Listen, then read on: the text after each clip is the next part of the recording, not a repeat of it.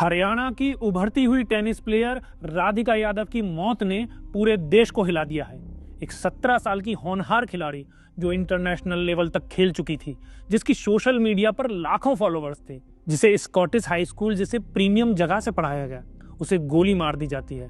और हत्या का आरोप किसी बाहरी पर नहीं बल्कि उसके अपने पिता दीपक यादव पर लगता है। पुलिस के अनुसार दीपक यादव ने कबूल किया है कि समाज के ताने बेटी की कमाई पर पल रहा है उन्हें इतने चुभने लगे कि उन्होंने राधिका को गोली मार दी। उन्होंने ये भी कहा कि उन्होंने पीछे से 3 गोलियां चलाई।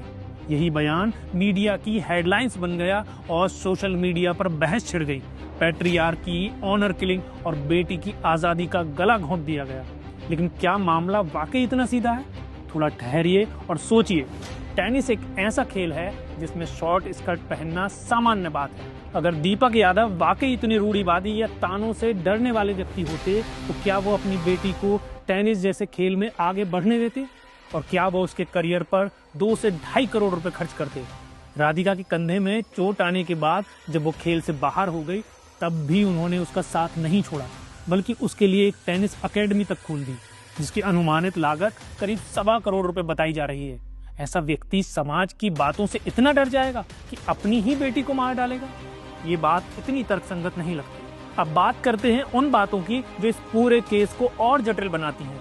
सबसे पहली बात, पोस्टमार्टम रिपोर्ट के मुताबिक राधिका को 3 नहीं बल्कि 4 गोलियां लगी थी, और वो भी सीने पर, जबकि दीपक यादव ने कहा उन्होंने 3 गोलियां पीछे से चलाई। अगर गोली सीने पर लगी तो क्या बाप बेटी आमने सामने थे या फिर कोई तीसरा व्यक्ति भी घटना स्थल पर मौजूद था? इसके अलावा रिवॉल्वर के खोखे, गोली के एंगल और दीपक के बयान में भी काफी विरोधाभास है। ऐसे में शक पैदा होता है, क्या दीपक यादव पूरे सच को छुपा रहे हैं? क्या वो किसी और की गलती का बोझ अपने सर पर ले रहे हैं? हो सकता है जो खबरें अब तक सामने आई वो सच हो सकता है दीपक यादव ने वाकई ये अपराध किया हो।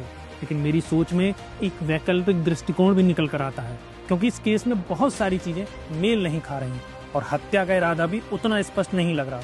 दीपक ने अपनी बेटी के लिए जो समर्पण दिखाया, जो समर्थन किया, वो किसी ऐसे पिता की छवि पेश करता है जो अपनी बेटी की सफलता को अपना सपना मान चुका था। फिर क्या वो सचमुच समाज के तानों में आकर ऐसा कदम उठाएगा? जब तक जांच पूरी नहीं होती तब तक किसी भी नतीजे पर पहुंचना जल्दबाजी होगा।